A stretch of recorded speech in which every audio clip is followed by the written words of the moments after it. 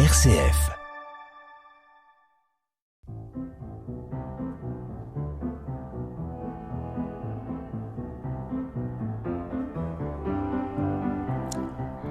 L'église dont je rêve, c'est une église qui assume jusqu'au bout son enseignement sur la grandeur du mariage des chrétiens. L'église dont je rêve sur RCF. Le mariage reste très souvent un rêve en soi quand on s'aime. On veut fonder un couple qui dure pour toujours. Et l'enseignement de l'Église, qui reprend d'une certaine façon ce rêve, interroge pourtant nombre de nos contemporains qui peuvent penser parfois qu'elle est trop intransigeante ou trop ressemblante à la vie consacrée. Est-ce parce qu'on s'arrête au milieu du chemin dans l'application de cette doctrine ou de cet enseignement? Avec nous pour en parler, Bertrand Dumas, maître de conférence à la faculté de théologie catholique de l'Université de Strasbourg et conseiller conjugal et familial. Sur RCF, la théologienne Marie Jotil, à l'écoute de celles et ceux qui bâtissent l'Église de demain. Bertrand Dumas, bonjour. Bonjour.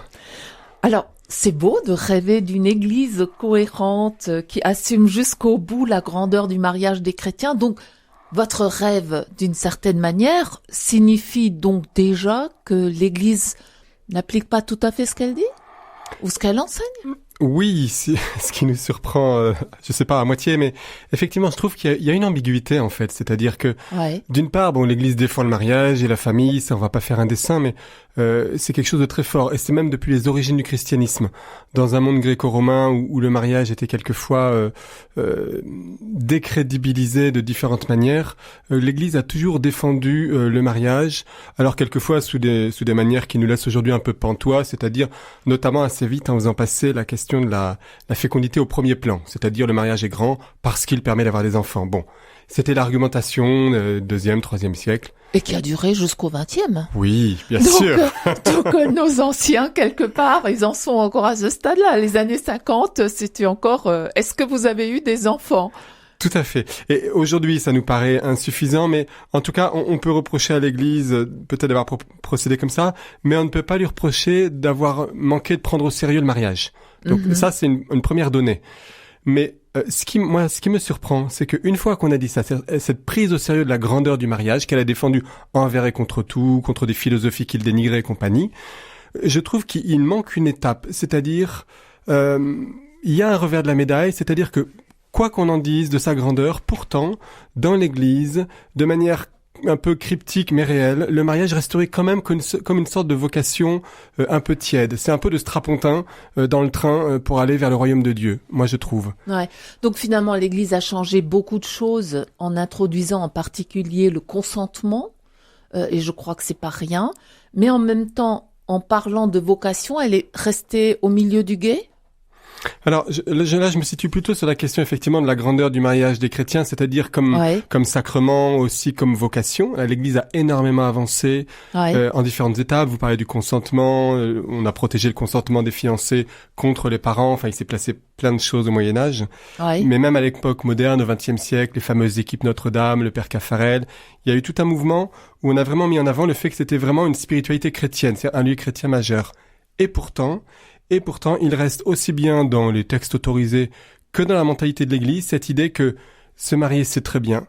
Mais renoncer au mariage pour devenir religieux ou prêtre, c'est encore mieux. Oui. Et on a ça jusque dans le Concile. Typiquement, oui, tout à fait. Un passage du document sur la formation des prêtres, Optatam Totius, numéro 10, je cite, « Les séminaristes doivent avoir une connaissance exacte des devoirs et de la dignité du mariage chrétien, qui représente l'amour du Christ et de l'Église. » Avec citation d'Éphésiens 5. Je continue. Ils doivent percevoir aussi la supériorité de la virginité consacrée au Christ, de manière à se livrer au Seigneur en un don total du corps et de l'âme. Vous voyez ? Ouais, c'est tout à fait clair et on est dans une perspective hiérarchique. Et pourquoi cette vocation serait supérieure à la vocation d'amour de tout chrétien ? C'est une vraie question. Et surtout, moi, ce qui m'étonne, j'allais dire, c'est une espèce de situation un peu, j'ai envie de dire, alors c'est pas très théologique, mais un peu à la Pavlov. Vous savez, Pavlov, il faisait des expériences avec les chiens. Et par exemple, il leur envoyait un coup de jus quand le chien s'approchait de sa gamelle pour manger. Donc, la juxtaposition de quelque chose de positif et de douloureux n'est pas que des bonnes choses pour la santé mentale de la bête. Et Je trouve qu'il y a un peu de ça dans l'église aujourd'hui. Ouais. Se marier, c'est très bien. Renoncer, c'est mieux.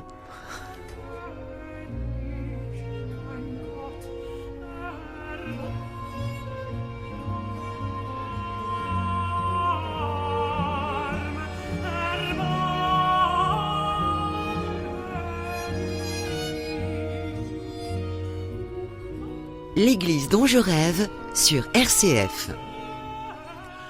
Bertrand Dumas, nous avons dressé un petit état des lieux sur cette question du mariage. Vous le disiez à l'instant, se marier c'est très bien, renoncer c'est mieux. Mais comment est-ce qu'on peut faire avancer cette idée, cette grande intuition du mariage comme une vocation à l'égal d'une certaine façon de la vocation religieuse ou de la vocation consacrée? Oui, c'est une vaste question.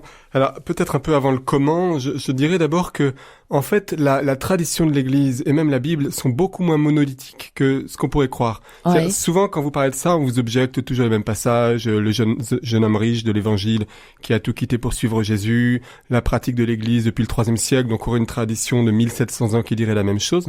Mhm. Mais quand on gratte d'un peu près, on s'aperçoit par exemple que, en fait, dans le passé, il y a eu des débats très forts autour Ouais. du moine jovinien, vers voilà, le 4e, 5e siècle, et puis encore après à différents moments. Il y a eu François de Sales. Ouais. On sait qu'il était en faveur du mariage. On vient de découvrir là récemment par une thèse que dans ses écrits, il a vraiment une perception du mariage comme étant un lieu eschatologique, c'est-à-dire lié au royaume de Dieu et à la fin des temps. Ouais. Donc une affirmation étonnante. Si on regarde de près la Bible, on s'aperçoit en fait que on a sélectionné des passages, mais c'est normal, on fait tout ça. Mais que typiquement, par exemple, on a identifié le disciple et celui qui renonce à tous ses biens, y compris à la vie conjugale. Vous avez aussi le modèle, ou bien des apôtres mariés, Pierre au premier plan, ou bien, je sais rien, moi, au hasard, le possédé qui a été guéri par Jésus, qui dit « Laisse-moi te suivre ». Et Jésus, étonnamment, il dit « Rentre chez toi, proclamer les merveilles de Dieu ». Voilà. Oui. Un modèle de sainteté de quelqu'un qui est renvoyé chez lui, c'est-à-dire à sa vie familiale, peut-être laborieuse et compagnie. J'allais dire, il y a plein de choses. Et je dirais même en amont, comme ressource, il y a l'expérience des couples. Ouais. On l'écoute peut-être pas assez, cette expérience Oui. des couples dans l'Église. Oui, et en ce moment où on parle synodalité, on a raison. Pour moi, l'expérience des couples, c'est un lieu majeur. Alors, une anecdote parmi 100, mais je me souviens un jour, j'étais très proche d'un évêque pour qui je travaillais. Voilà, et puis un jour, il me dit, mais Bertrand, vous pouvez pas vraiment comprendre la théologie parce que vous n'êtes pas complètement donné à Jésus. Ah bon? Ah bah oui, texto. Et il m'aimait beaucoup, donc c'était pas méchant. Pour lui, c'était Ouais. une évidence catholique, vous voyez, c'était ça. Ouais. Et là, je me suis dit, en plus, c'était la période où nos enfants en bas âge surfilaient la gastro. Donc, je vous laisse imaginer les séries de nuit et compagnie. Je me suis dit, si ça, c'est pas du don de soi, de quoi on parle, en fait? Ouais. Et là, c'est mon expérience de couple, pas ma théologie, mon expérience qui a pris le dessus en me disant, non, quoi, désolé. Ouais.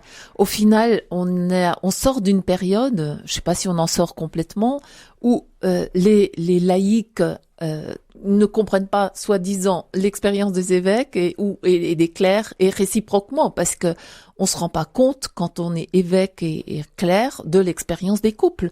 Donc, d'une certaine façon, il y a un nœud ici à cet égard. Oui, il y a un nœud, effectivement, je vous rejoins, qui vient d'un manque d'écoute réciproque. Ouais. Et il s'agit pas de se mettre en guerre pour réclamer, mais dire à un moment, non, ce que vous dites va trop contre l'expérience des chrétiens. Ouais. Il y a là un lieu que vous avez, à mon avis, méjugé. Il faut le revoir à l'aune d'une tradition théologique et d'une Bible qui, en fait, sont plus complexes que les quelques choix que vous avez faits. Ouais. Et on peut avancer, que la vie conjugale soit le lieu d'une vocation, d'un ministère, de tout ce qu'on veut, différemment, mais j'allais dire sans intensité moindre par rapport à une vie qui, elle, se donne en renonçant au mariage, que ce soit dans le sacerdoce ou la vie religieuse. Ouais. L'idéal trop théorique. Oui, et j'allais dire un idéal trop théorique et un idéal monastique, en fait. Oui. Mais de fait, pendant 1000 ans, l'équivalent du saint, pour nous, ça a été le moine ou le religieux, pendant tout le Moyen-Âge à peu près. Et le prêtre a pris le relais tardivement avec le Concile de Trente au XVIe.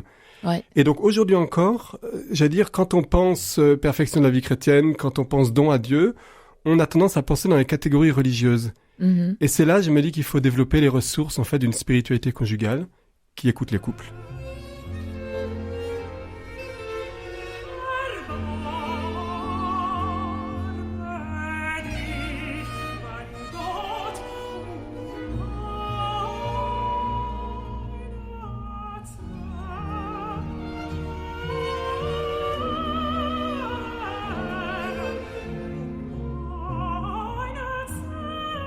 L'église dont je rêve, Marie Jotil sur RCF.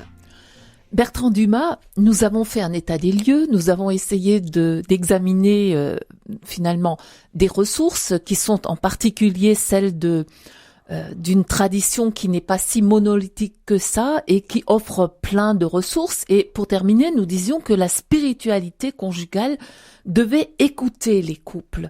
Est-ce que c'est pas justement à ce niveau-là une première étape au moins de la mise en œuvre? Oui, il y a sûrement plein de choses, hein, et je vais en oublier, mais moi, spontanément, je verrais bien 2 ou 3 lieux de mise en œuvre. Hein. Ouais. Le premier, c'est bien sûr les préparations au mariage. Il y a un boulot énorme et fabuleux qui est fait, on le sait. Mais on a encore, je crois, une certaine tendance à mettre d'un côté ceux qui nous parlent de la vie des couples ordinaires, voilà, éducation des enfants, sexualité, etc. Et assez souvent encore, on fait venir le prêtre ou quelqu'un qui va parler de la vie spirituelle du couple. Mm-hmm. Enfin, comme si la vie spirituelle n'était pas dans l'éducation des enfants, dans le travail, au lit, à table et partout. Oui. Hein, une espèce en théologie, on dit c'est de l'extrinsécisme. Comme si la grâce de Dieu ne concernait pas ma vie. Ouais. On a oublié la lettre à Diognète. Oui, exactement. Les chrétiens sont dans le monde comme son âme, ils ne sont pas habillés différemment, Exactement. etc. Et donc, le premier lieu, je dirais, c'est la préparation au mariage. Il y a beaucoup de belles choses, mais peut-être être plus attentif à ne pas écarter comme ça la grâce de la vie ordinaire. Et je me demande même, enfin voilà, c'est une première chose. Ouais. La deuxième, je dirais, on manque de récits. Enfin, il y a quelque temps, j'entendais prêcher un curé qui est un homme adorable, et c'est pas la question, mais pour la Toussaint, il nous a fait une homélie pour nous dire, voyez, vous êtes concernés par les saints, Thérèse d'Avila, Thérèse de l'Enfant Jésus, Jean de la Croix, etc. À la fin, je suis allé le voir et lui dire, mais il n'y avait pas un saint marié, vous avez vu l'assemblée devant vous? Enfin, on est tous des gens mariés. Oui. Il m'a dit, oh oui, bon, bah... Bah oui. Mais c'est pas sa faute. On manque de récits de saints mariés. Oui, absolument. Bon, on nous parle des Martins, très bien, et encore, aujourd'hui, on se sent plus ou moins concerné par leur forme de vie et leur époque, mais bon. Ouais. Mais qui d'autre? Ouais. Enfin, je veux dire, à un moment, et un jour, je faisais travailler les étudiants sur ce qu'est un saint. Il y en a qui m'ont dit, des saints prêtres, on en connaît. Des saints religieux, religieuses, on en a rencontré.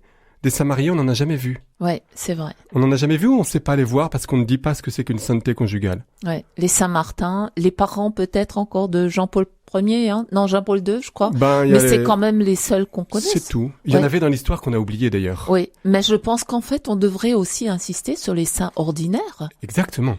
Voilà. Les saints ordinaires de nos familles. Mais voilà, ceux qui se dévouent, ceux qui sont là pour les autres, ceux qui ne font pas tourner leur vie autour de leur réussite, enfin... Et en fait, la sainteté conjugale a quelque chose de très humble, de très ordinaire, comme cette plante du potager qu'on n'aime pas trop, mais qui en fait a plein de vertus. Ouais. Et je pense que là, on manque de récits de sainteté conjugale. Ouais. Et un jour, il faudra qu'on complète un peu nos imaginaires de saints pour les enfants, pour les grands, parce que là, il y a un vrai déficit. Oui, parce que sans imaginaire, on se projette pas et on a du mal. Et effectivement, on rate quelque chose de la fidélité si on n'arrive pas à se projeter. Oui, et on redouble la situation un peu à la Pavlov, c'est-à-dire qu'en fait, on reste dans un schéma de vie religieuse. Donc en gros, on dira aux gens mariés, pour que votre couple soit plus spirituel ou plus sain, priez plus. Oui. Alors, la question n'est pas de pas prier, il faut prier. Mais c'est pas en priant plus que je serai plus sain si ça devait passer par-dessus mon devoir d'État, qui est de parler à ma femme, qui est de faire l'amour avec elle, qui est de prendre du temps avec mes enfants, etc. Et on n'a pas ce récit d'une sainteté ordinaire, en fait. Mais est-ce qu'on peut pas dire que dans la spiritualité conjugale, il faudrait intégrer plus de sciences humaines? Si, je pense que c'est un élément. Hein? Tout à ne fait. pas avoir peur de sciences qui peuvent nous aider à mieux vivre notre foi. Oui, et surtout regarder de quoi est faite la vie du mariage, car c'est à l'intérieur de ça que la grâce de Dieu viendra en déployer l'aspect de don et de fécondité, et pas à côté. Absolument. Bertrand Dumas, merci beaucoup d'avoir accepté notre invitation.